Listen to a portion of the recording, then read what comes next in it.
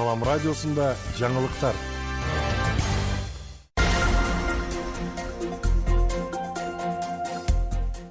Саламатсыз бардыктуу угарман жана көрүүчү, эфирде жаңылыктар чыгарылышы, аны мен Жасмина Сайдыманова тааныштырам.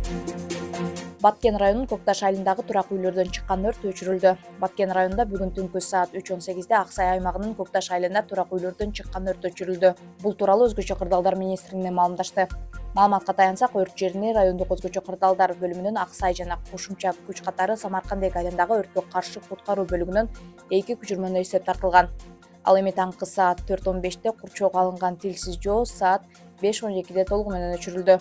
Учурда өрттүн келип чыгуу себептери жана келтирилген материалдык чыгымдар такталууда.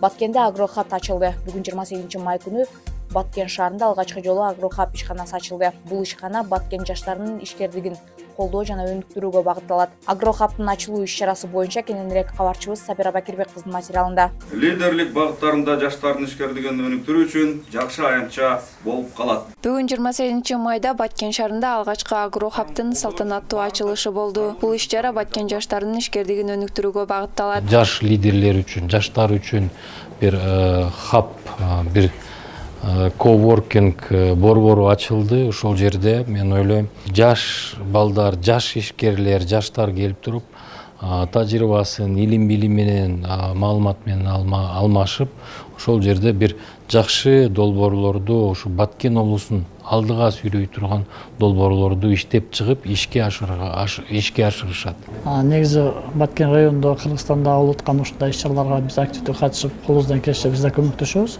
Себеби дегенде, ар бир тармакта өзүнүн кесипкөй адистери биригип гана бир ийгиликтүү продукт чыгарып, ошол продукт эртеңки күнгө бир элдердин, дыйкандардын чоң кирешесине алып келгенге ошондой адистердин бириккени бул өтө маанилүү.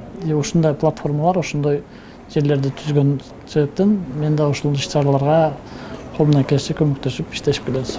Агрохаб Европа биримдигинин каржылык колдоосу менен Enactus Кыргызстан тарабынан ишке ашырылып жаткан жаштар санариптештирүү, лидерлик жана жашыл көндүмдөр үчүн долбоорунун алкагында ачылып жатат. 18 жаштан 36 жашка чейинки жаштар менен жашыл экономика, санариптештирүү, лидерлик деген 3 багытта иш алып барып келатабыз. Анан ушул 3 багытты дагы көбүрөөк өнүктүрүш үчүн биз ар бир региондо ушундай жаштар хабы ачтык.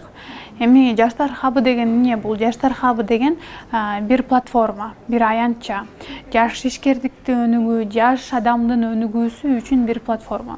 Анан бул платформага биз керектүү зарыл болгон ресурстардын баардыгын алып бердик.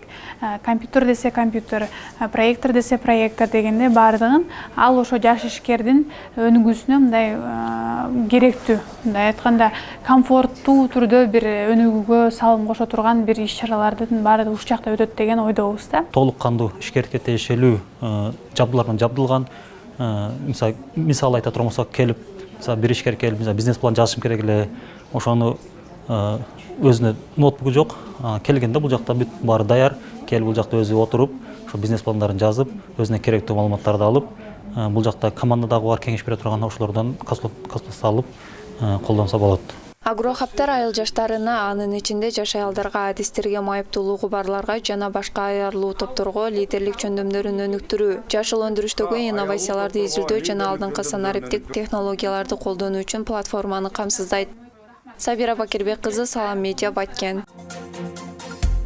Баткенде бош орундар жана кесиптер 2024 жарманкеси өттү. Бүгүн 28 майда Баткен мамлекеттик университетинин базасында Сапат жана карьера бөлүмү тарабынан бош орундар жана кесиптер 2024 жарманкеси болуп өттү. Мамлекет эбегейсиз зор иштерди аткарып атат. Мен өткөндө айткам, бир күндө Баткенде 18 мектеп, садик ачылды деген тарых болгон эмес. Кыргызстанда 4 жылда 18 ачылган эмес. Дагы мамлекет эмне кылыш керек? Мына азырдагы көрсөтүп 100 миллион доллар профицит менен чыгып атат. Бюджет.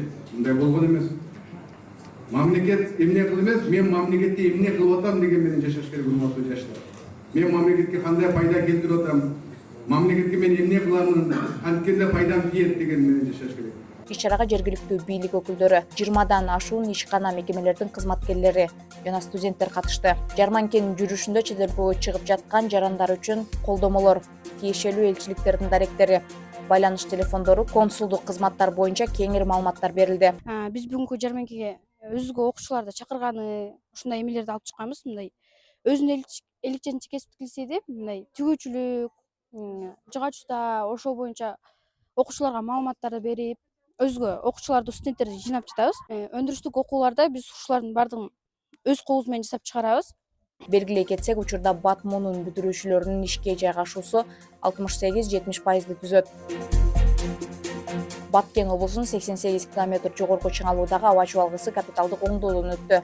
Бул тууралуу энергетика министрлигинен билдиришти. Маалыматка таянсак, 1238 км аба чубалгысы планда каралган болсо, анын ичинен 536 км аба чубалгысына техникалык тейлөө иштери аткарылды. Алдыда калган 50 км жакын аба чубалгысына карап чыгуу жумуштары жүргүзүлөт. Эске салсак, Баткен электр тармактар ишканасынын жогорку чыңалуудагы жалпы 1376 км аба чубалгысы бар. Күндүн маанилүү чыгарылыштары мына ушулар болду. Кийинки эфирден амандашканча саламыңыз биз болсун.